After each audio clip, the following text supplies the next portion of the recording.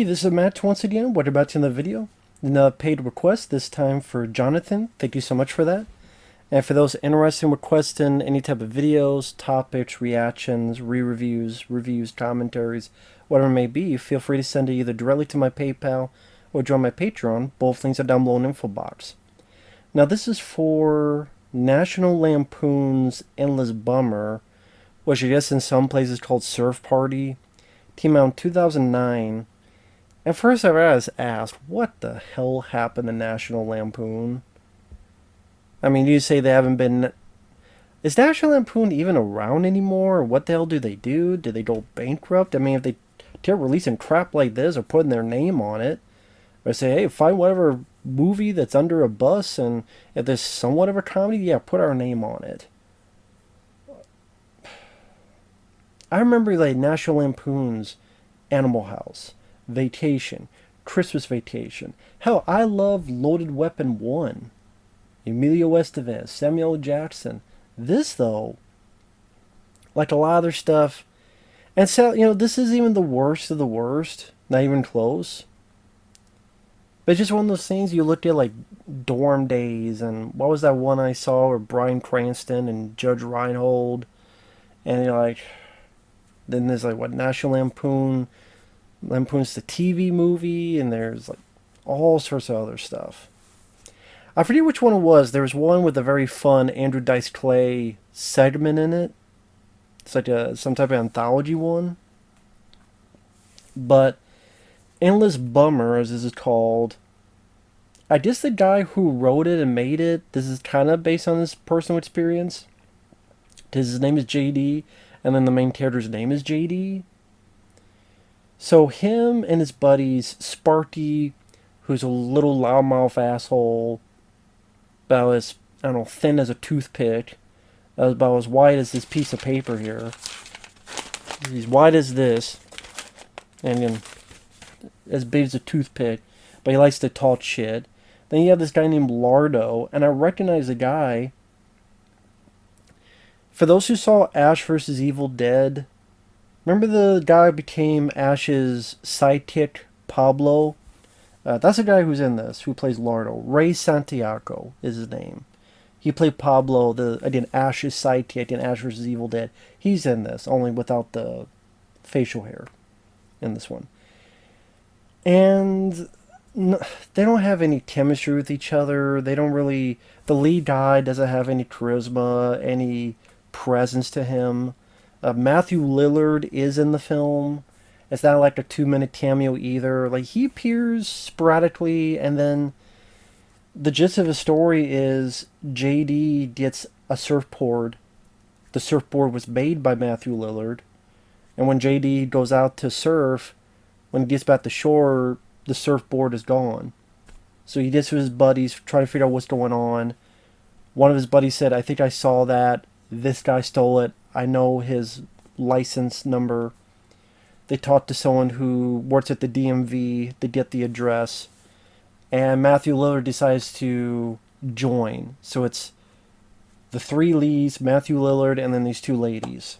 The 6 of them go on this little road trip, where in the midst of these transitions, you have this really bad ho-hum animation, like one with skeletons and shit. Looked really cheap.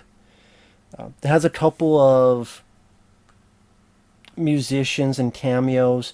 Joan Jett, she's in it for a little bit as this homeless beach bum. She lives on the beach.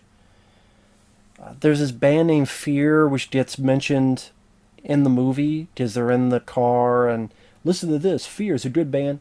I think one of the guys behind that band, Fear, he makes an appearance in a gas station. And it's one of those things where it just wasn't that funny. And it's in this weird realm of, it's not as raunchy and as crazy as you would think. Like, if you're going this expecting a very raunchy, there is 1 or 2 bits of nudity. There's one little bit of a fart joke, but there's something weird about that, which I'll get into in a minute. But it kind of takes itself a bit more seriously than you would think. And the the whole damn ending remind you of Stand By Me.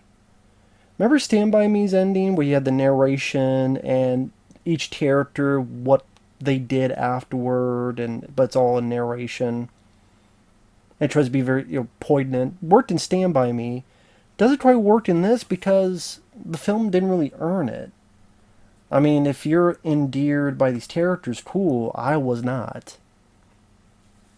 So it's just kind of weird how serious it's fighting itself. It wants to be a coming of age drama, but also wants to be a National Lampoon comedy. And I would not be surprised if that National Lampoon moniker that I put after the fact. Just sometimes that happens where, hey, we can't sell this movie. Well, we'll buy it, but we gotta put National Lampoon in it. And maybe add a few more scenes.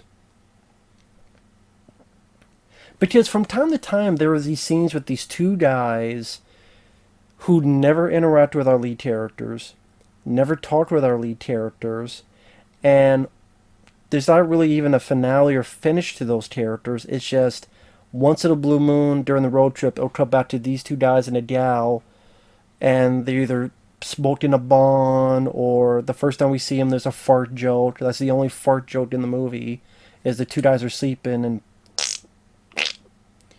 I'm like, these characters are never part of the main story. They never interact with any of the characters within that story. There's even, within the main story, this red bikini girl who we see her titties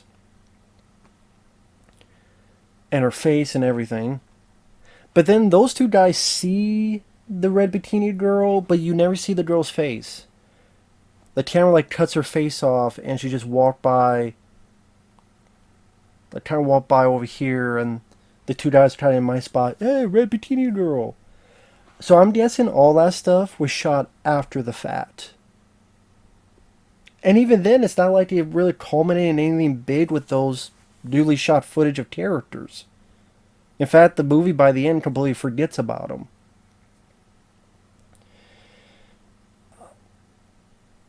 And then the main story is just, okay, they're looking for a surfboard. One kid is loud.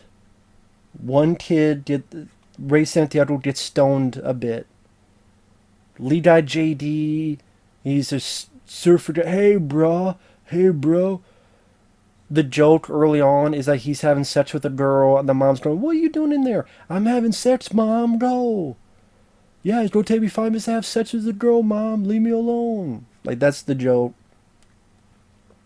Which maybe if it was better actors or better timing, a guy being that blunt and honest could maybe work in being funny. But it just didn't work in this. At least for me. Matthew Lillard, I like Matthew Lillard. I do. He's the best thing about those Scooby-Doo live-action films. I liked him in 13 Ghosts. Liked him in Scream. SLC Punk, he did a really good job. I wish he had the chance to do more stuff like that. Here, I mean, he's in it a decent amount, but my God, he is just bored. This is a total one-note sleepwalk of a role. He has the same, hey guys, same monotone voice, and he's talking the same way when he's talking to people. And at times he's like silent in the back seat, or when they're trying to search for a surfboard, he's in the back standing. I have no idea. I guess money. I was going to say, why do you do this? A lot of actors do stuff for money. It's like I saw an interview with Dean Cain, and there's some type of paternity suit, so he had to pay like $10,000 a month. He's like, yeah, why do you think I did all those Hallmark, all those movies with dogs in it? Need that money. I'm not. Probably not. I don't know what it is. I mean, I think he has kids, but it's like some actors, you wonder why the hell did they do this? Give him money? And they try to sell him, he's on the cover. I mean, if he had more energy and more life to him and he was the lead guy, like, why can't he be the surfer guy, JD? Just because it's supposed to be a younger guy. I think it's graduation. They graduated, and I want to say it was 1984. So it was supposed to take place in the 80s. So I would say because the writer, it's about his own personal experiences. And this for me, it's trying to be like this teen surfing, coming of age, stand by me type of d- drama with a little bits of humor here and there. It just didn't work because again, I just didn't think it was that funny. I mean, hell, the yeah, well, the funny thing that I did chuckle, but not in the way they intended, was the very very beginning where he said in association with the the Vans Warp Tour. I'm like, what the fuck is that? The Vans Warp Tour. Was a Vars or Van? I think Vans Warp Tour. See, this shows how much I laughed. I guess because I don't even remember. It's a actual tour that went around the country. I think they discontinued a few years ago. Obviously, I know so much about it, so I remember the tower, right? Nope. But I think it's called the Vans Warp Tour, and in association with them. I don't know in what kind of association. I don't know if this got shown during that tour or whatever the fuck. I don't know. But apparently they're associated with it. The Vans Warped Tour.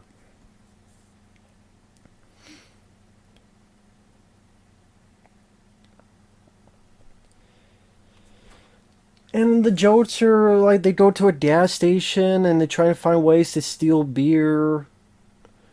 They're in a gas station, they use the nozzles of the gas pumps as their dicks.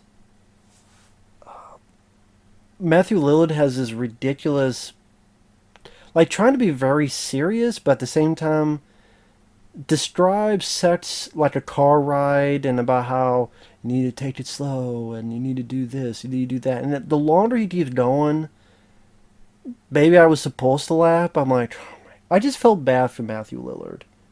Yeah, he got paid, so I shouldn't feel that bad. But it's just this guy, I do think is talented. I do think he had some merit, and the best he can get is to do a fucking monologue comparing sex to a slow car ride.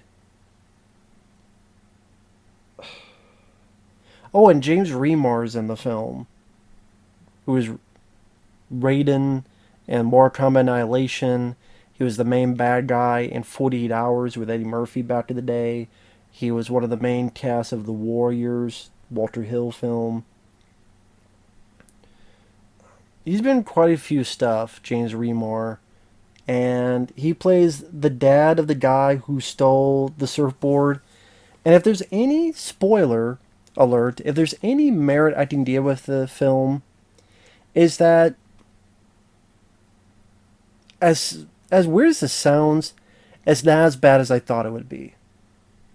Meaning that with a National Lampoon film going to the 2000s, I was just expecting a lot worse. And like I said, it doesn't quite work out, but the fact they do try to at times take it a little bit more serious. I don't know, maybe this guy who wrote it thought it was doing his own version of Dazed and Confused, and it didn't quite work. Or what was that one movie, The Stone Age and other stuff?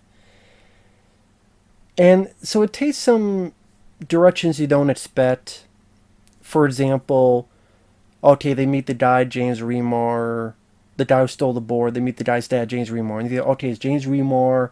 He's played a villain in a lot of movies. He'll be a dickhead. He'll be an abusive guy. He's going to call to get some, either warn his son, to get his friends, or there's going to be a fight. There's going to be some type of battle. No.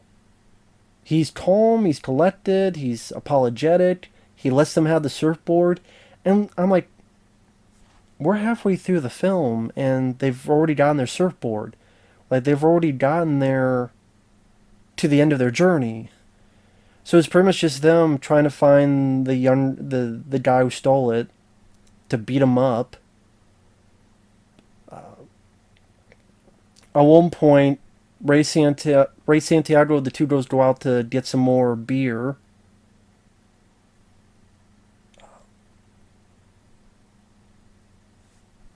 Not a whole lot happens, it seems. And then when they do find the guy, James Remore tells him, listen, you could do one of two things. You could either call the cops or you could take three swings at him. And the cocky guy, the annoying guy, Sparky, decides to try to. And he fucks up two of the three times. But he's able to hit the third one, knock the guy on his ass. And then you get JD saying, you always say you don't do all this shit, and you always say you don't do something, and you never do anything. You just talk the talk, but you don't walk the walk. Just shut up. It's almost like trying to be like a crappy version of Hanging with the Homeboys, which that had humor, but also had some drama in it. Like I said, that Dazed and Confused, like Stand By Me, like that kind of realm is trying to be. It just didn't quite work. And it just wasn't. The dramatic portions were not strong enough because, James Remar does fine for the small role he has. Like I said, the fact they made his character not violent, not abusive, and apparently some guy who had a history, and Matthew Lillard knows who he is, and, I try to raise my kids, but sometimes you screw up, and James Remar seemed like the more interesting character than some of our main characters. And I'm like, why? Like, okay, Matthew Lillard, wake up, man. Like, don't. Yeah, I'm just saying my dollar like this, and hey, we're out of beer. Why don't we get some beer? Like, wake up, man. Maybe it's one of those scenes he was on set and go, I've hit rock bottom. Like, only a few years ago, I was starring in big, theatrical movies like 13 Ghosts and Scooby Doo and all that stuff. And now I hear him doing a fucking movie where called Surf Party or Endless Bummer, whichever the fuck you want to call it, with these actors who most of them aren't that great. Guess I would be depressed too. But yeah, just. And then you get the Stand By Me ending where, super spoilers, I guess the Sparky guy died when he was 25. And I don't remember if they say how he died. Just, he rode his last wave. I don't know, we're supposed to assume he drowned. And Ray Santiago was still his best friend and has a daughter. And one lady went to be an artist. One lady did this. He has kids. I'm like, also, you want to know what did that better about this humor but coming of age? Matthew was in that movie called SLC Punk. Matthew Lillard. Just go watch SLC Punk. Or Dazed and Confused. Or Hanging with the Homeboys. Or Stand By Me. Says the whole ending reminds me of Stand By Me. There, I was waiting for it to cut to the surfer guy typing on his computer, hey kids, and then he grabs a surfboard and leave. I'm surprised they didn't put that in there. So, below lukewarm reaction, I guess on my part. I was expecting a lot more, I guess, just over the top raunch and trying to think. I don't know, kind of the realm of epic movie, disaster movie, the Meet the Spartans, or even some of those like American Pie direct-to-video movies. Like, I was expecting something like that. So, like I said, I was expecting worse. But it was a waste of Matthew Lillard, waste of James Remar. I guess if you see the trailer and you're just curious because of the trailer, or just got National Lampoon in the title or something, be my guess. But it just, I don't know. I think you needed better actors or a bit more of a more polished script to have your big coming of age story. And also maybe don't have National Lampoon take it, and if they didn't put new footage in, then more blame to the writer director to have that inconsistent tone. They just, I don't know. It's just not that funny. It's just not that funny of a movie. I think more people will look at this and go, "Wow, this took it more seriously than I thought." And I think for a lot of people, that'd be a detriment. I don't know. So with that said, thanks for watching. Take care. We'll see you guys later.